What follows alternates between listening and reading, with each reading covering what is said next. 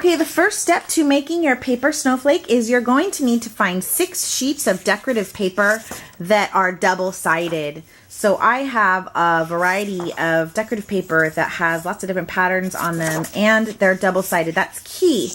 And you're going to need to pick 6 different sheets. So I have already done that. I am going to use 3 sheets of this pattern, and then I'm also going to use 3 sheets of this pattern. But the first thing I have to do is I need to square off these sheets of paper because they're not perfectly square. They're not even on every side. In fact, the top and the bottom are a little bit longer. So how I'm going to do this is I've already demonstrated over here. I'm going to take one side and I'm going to fold it over so that the side and the bottoms are even, and then I'm going to cut off this extra inch over here so that my paper ends up being square. So what it will look like is it's going to take it from looking like this to looking something more like this. So this is a perfect square right here. All of your sheets of paper need to be perfectly square before you can proceed. So I'm going to go ahead and do that now. Okay, so I squared off all of my sheets of paper, and what I'm going to do next is I'm going to take each triangle here and I'm going to fold it in half. So from here, what I'm going to do is I am going to take my scissors and I'm going to make 3 cuts. One about an inch from the bottom of the long rectangle, of the long end of the rectangle, and then another cut about another inch up, and then one more cut another inch up almost to the tip. So I'm starting on the 2 folded edges, and I'm going to cut a straight line, as straight as I can, and I'm not going to quite cut all the way to the tip, but pretty close. Leave maybe about a ½ an inch or so from the tip of that. You can see that. I'm going to do that again right about here. I'm not going to cut all the way over. And one more time here. Okay, so 3 cuts. The folded side has not been cut, but I did cut the 2 folded edges here. So I'm going to go ahead and I'm going to do this with each one of my pieces of paper, and then I'm going to go ahead and lay them out flat like this, and I'll show you what to do from here. Okay, so I have cut all of my papers and opened them up. They should look like this. They should be connected on the fold line, but then cut at this right angle on either side. The other thing you guys want to do, a good tip, is to, if you're trying to create an exact pattern, then you should lay them out all the same so that you stick with the same process for each one. So I'm going to go ahead and start with this one. Get these guys out of here. Go ahead and start with this guy, and the gluing process is pretty much all the same. So what I'm going to do is I'm going to start with these center 2 points right here, and I'm going to fold them over like this. Okay, so they kind of curl. Once I kind of do that, I'm going to take my glue gun and I'm going to put just a tiny drop of glue on there, just the smallest drop. Get it on there. Maybe that's even too much. And I'm going to fold this over and I'm going to hold it for a couple seconds until it's dry. Don't burn your finger. That's probably good. Okay.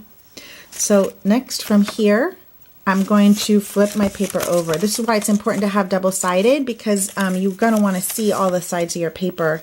I'm going to start with the next square, and I'm going to bring the 2 points together. I'm just going to kind of roll them over like this. Once I get it where I want it to be, I'm going to take my glue gun. I'm going to put a little dab of glue on the tip here. Just a little bit. Don't overdo the glue. It will take longer to dry. And then, I don't know if you can see, I'm trying to line up the fold lines here so it makes a straight line. Something like that, yeah. Once the glue sticks, you're going to flip your paper back over to the other side and do the same with the remaining 2 points. Fold them over, put a little tip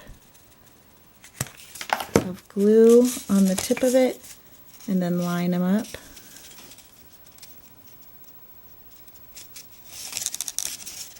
And then flip it over one more time, and you're going to do it to the same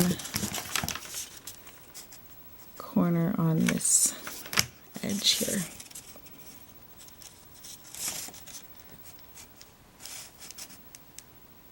So basically, once this is dry, what you're going to end up with is a shape that's like this.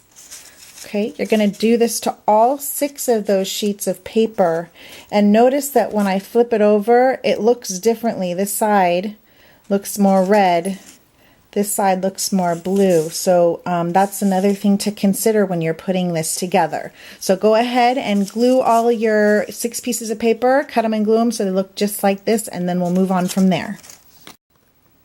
Okay, so I have all of my 6 pieces of paper. They've all been folded together and hot glued on the edges.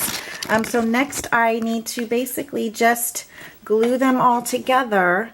So how I'm going to do that is I'm going to start with 2 pieces here in the center, and I am going to glue them together like this by taking some glue, putting a dab on the tip, and then putting it together. And then I'm going to do the same, making sure you keep them in the right order. Oh, that's right, this way.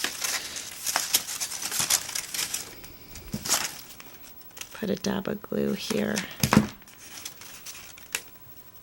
and then pinch that also. Okay, so I have 3 done so far, and I'm going to do 3 on the other side just like that, and then I'll put them together. So I have 2 sides that are glued together here in the center.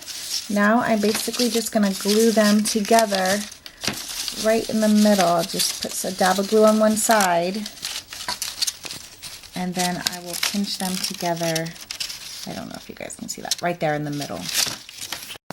There you go. So I went ahead and I glued it here in the middle, so it's going to be pretty stable.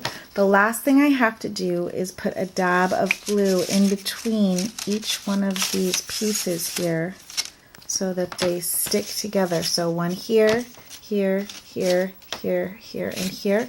And then decide what side I'm going to hang it from. Poke a hole in the top, probably on this one, and then string it up.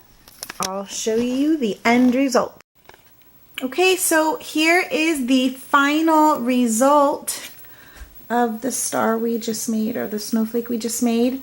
Here's a couple other examples. You don't have to hang them from the top. You can always hang them from a middle if you wanted to. That way it kind of looks more like a snowflake than a star. But there you go. Now you can have 3-dimensional snowflakes. Enjoy!